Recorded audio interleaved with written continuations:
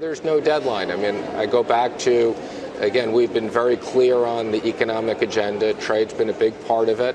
We're simultaneously negotiating with different trading partners. And as the president has said, this is about creating balanced and reciprocal trade, which is good for American companies and American workers. My colleague, Andrew Ross Sorkin, has written recently about the so-called nuclear option, the fear that the Chinese decide to start selling down their treasuries.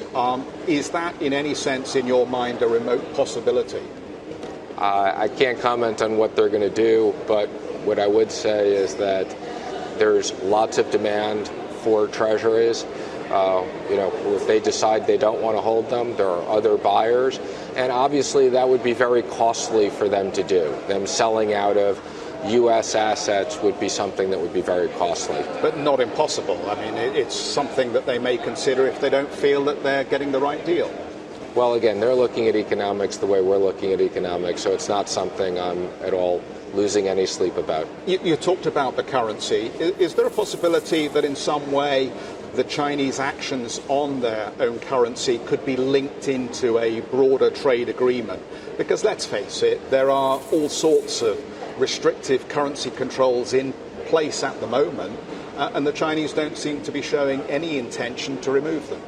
Well, we're going to make sure that currency is definitely part of these discussions. We want to make sure that whatever we make up on trade, we don't lose on currencies.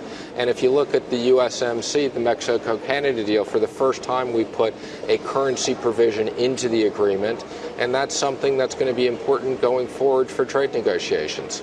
The Chinese just printed a blowout record number, a surplus for September, that would indicate that maybe this trade dispute is having very little effect on trends. I don't think that's the case at all. My guess, and I've been busy here in meetings, so I haven't had a time to analyze all the data, but my guess is that you've seen a lot of purchases in advance of the tariffs and the tariffs going up. We saw the same thing occur in steel and aluminum in the beginning, so I think it's just a monthly blip. Would it be a reflection, perhaps, of the weakness that we have seen in the Chinese currency in recent weeks? Could be. As I said, I haven't had an opportunity to study all the data. My guess is it's more of a reflection of people loading up in advance of tariffs. Can you clarify what's going to happen with the issue as to whether you cite China as a manipulator? Because we all know the report is coming out. There have been lots of stories attributed to your staff at the Treasury saying it is not going to happen. What clarity can you give us? Well, I'm not going to comment in advance of the report coming out next week, but what I would say is the stories are not accurate. I'm not going to comment on the conclusion one way or another, but we have an integrated team on Treasury of excellent career staff, excellent people who we've brought in.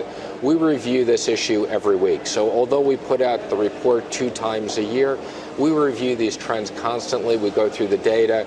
We have very specific rules and mechanisms that we report to Congress under 2 different parts of legislation. So part of this is a function of the report, and part of this is a function of we monitor all these currencies very carefully on an ongoing basis.